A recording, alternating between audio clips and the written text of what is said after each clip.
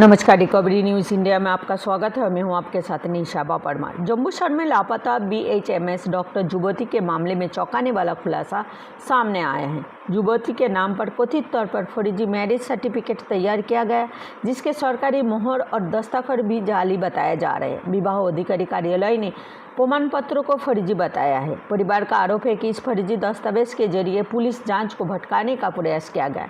मामले में जुबोती का मामा के खिलाफ FIR दर्ज हुए, जबकि कथित पति का नाम FIR में शामिल नहीं है। परिवार का लापता जुबोती को जल्द खोजने की पुलिस से मांग की है।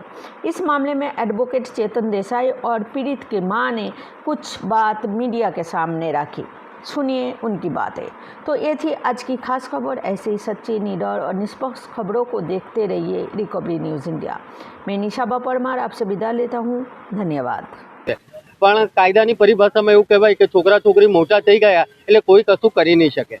3 મહિના પછી એવું થયું કે 30/6 જ્યારે આ છોકરાના એટલે કે આરોપીના મામાએ એક સર્ટિફિકેટ વોટ્સઅપ દ્વારા પોલીસને મોકલ્યું અને પોલીસે અમને એવું કહી દીધું કે જો આ લગ્ન થઈ ગયા છે।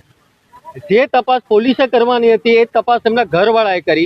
મેરેજ રજિસ્ટ્રાર સાહેબે તાત્કાલિક મદદ કરીને વિધિન ગણતરીના કલાકની અંદર અમને એવું કીધું કે આવા નામનું આ જે સિરિયલ નંબર છે સિરિયલ નંબરના નામનો કોઈ દસ્તાવેજ નથી, આવી કોઈ મેરેજની નોંધણી થઈ જ નથી। આ કઈ તારીખની ઘટના છે? 30/6ની। આ 30/6ની ઘટના પછી 17/8 તારીખે ફરિયાદ નોંધાઈ છે। આજની તારીખમાં પણ અમે એવું કહીએ છીએ કે કાયદો કાયદાની દ્રષ્ટિએ કામ કરે છે। જે ફરિયાદ પણ તમે જોશો તો ફરિયાદની અંદર જે સેક્શનનો ઉમેરો કરવામાં આવ્યો છે એ કાયદા મુજબ સેક્શનો ઉમેરવામાં નથી આવી। 7 વર્ષની ઓછી સજાની જોગવાઈઓ મુજબની સેક્શન ગમે તે હિસાબે મારા જીવથી કે મરેલી મારી છોકરી જોઈએ।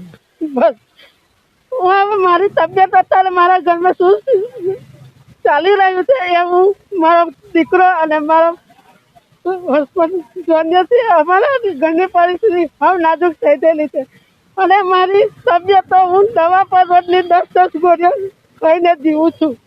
મારી ચલાતું નથી કે નથી બોલી શકાતું નથી। હું દવાના આધારે જીવન જીવી રહી છું।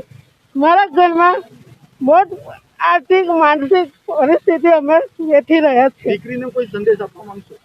દીકરી જ્યાં હોય તે એને ગમે તે હિસાબે અમને મળાવો, અમે એમની સાથે વાત કરવા દો।